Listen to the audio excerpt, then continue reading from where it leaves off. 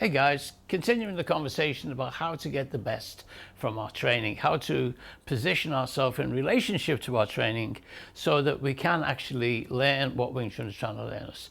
Now, the only one caveat here is we do have to decide, are we learning Wing Chun to fight with, or are we learning Wing Chun to defend ourselves with? Because there's a huge difference in us as human beings in those two different situations. It's, the Wing Chun is the same, the training is the same, everything is the same, but we won't be.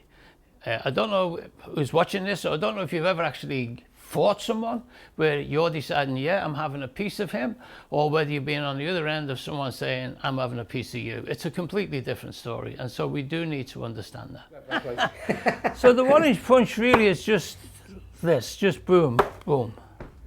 So I'll move it. When you see demonstrations, people are then using Bill G to power a 1-inch punch. So it's, it's okay, but it's not the 1-inch punch. Still doing Silam Tao, right? Yeah, really. So that's a good 1-inch punch as well, because there's no recoil. It's just going straight in. Full transfer. Boom. Yeah.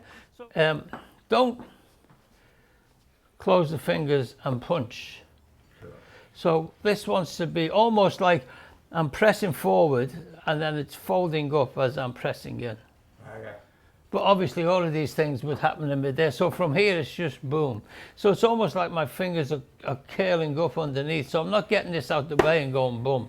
Because you're kind of negating Absolutely. that forward movement. Okay. Just do it as slow as is comfortable so you can really feel what's going on. The easiest way to speed up our punch is to move our body. So if I can generate even just a reasonable amount of force with a nice easy punch, that's actually going to be much more powerful for me in the long run.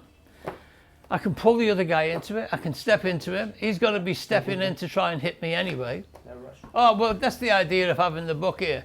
I mean, and if you've got the book on your chest without the pad, then it just goes, look at that, boom. I'm just thinking about what you said about not doing this and then going forward. No, just boom. Just here. Yeah, boom. So you've introduced a bit of Bill G. Well, there's absolutely nothing wrong with that, but we want to just work on the 1-inch punch, not on a step and 1-inch punch or a twist and 1-inch punch.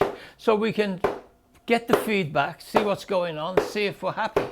And then we can look at ways to use our other forms to add power to it. Yeah, see, that's a really good analogy of just folding. Yeah, just fold it up as it's going forwards. Stop Because shooting. we're here already in contact, but if I was here, I'm in nowhere, am I? No. So I don't want to go boom. Yeah. I want this to be moving forward, and then I make the fist 1 inch before the target.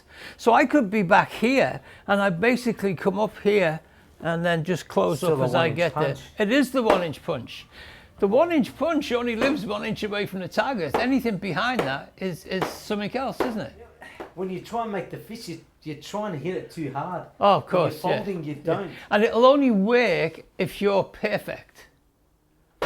Oh, because think about this now. All I did there was just Yeah. basically shift my So body why? across. So why even work on trying to get your hand to move faster? We should be working on the hand moving effortlessly. Yeah. And that's not a speed, is it? That's No. just, and it'll be It's different just on that, different days, depending how tired you are.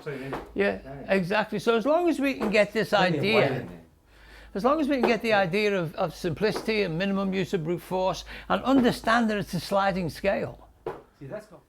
So now we could introduce a little bit of Bill G. So this is Bill G, where we're kind of sliding into that instead of turning into Hun Ma, which is defensive, which is Chum Kiu, we're stepping into Hun Ma, which is aggressive because we're shifting weight. Everything we do in training is just exploring the concept. So as long as I'm thinking, what's my body doing when my leg is doing? And it's not my leg, is it? My leg is going where my body is going. So I could just go here, boom. The idea is still there. Completely different shape, but I've manufactured it in the same way as I would have done it when I'm doing my form. And then So hopefully that's helping clear a few things up. For all of us, it's very difficult to understand the huge gap between what we do in training and what will happen out in the wild. everything we do in training is make-believe, obviously, and it's not just Wing Chun, it's every single martial art. It's not real, there's no fear, no one goes to hospital, no one gets hurt. If they do, you apologize. We all know that. And in Wing Chun, that actually isn't a problem because we're working on the concepts, we're not working on the physicality. So we don't want to put too much importance into what we're doing in the studio. You know, many years ago, back in high school, we used to have a inter-house wrestling competition. It was only half serious because it was inter-house, wasn't even school level. And our coach would say to us, you can wrestle somebody into a submission, but you can't wrestle yourself out of a submission. And what he meant by that is that technique has great limitations. Sometimes you just need to go with what your gut is telling you. And if somebody's got you in a position they're going to sub you, your overriding idea is get out of here, escape, and then you use anything, you do anything. Most of the time it will be influenced by your training, but your thinking is not, let's do that technique, let's do that move, it's just, let's get out of here. And that's where we should be trying to get to with our training, to the position where we're willing to forget it. We don't feel blackmailed into using it if we're in trouble. All that matters if I'm in trouble is that I get out of trouble. And that's the same for everybody. This video, like I say, it's just three of us, just spending an hour exploring some things. Maybe difficult to see, but that is extremely good training. It's high-level training. There's no effort being used. And once we're full of adrenaline, once we're scared, once we really want to get stuff done and we ramp that up, the power that is generated by these simple moves it's really quite difficult to understand.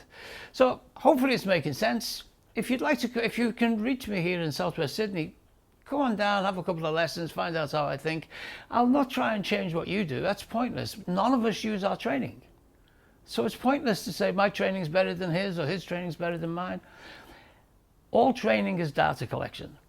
Maybe I have better ways of collecting data. I sometimes think I do, but it's just data collection. Anyway, there will be more. What kind of day is it for you?